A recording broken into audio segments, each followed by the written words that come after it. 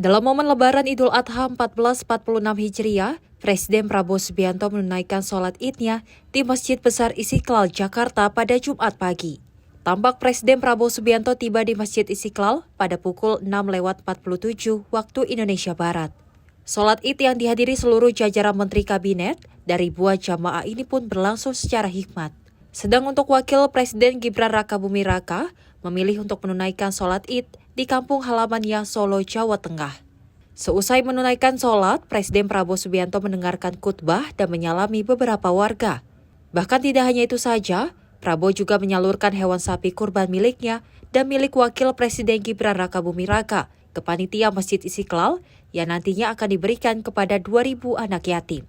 Hanya akan disembelih secara bersama pada hari Sabtu atau hari kedua Lebaran Idul Adha.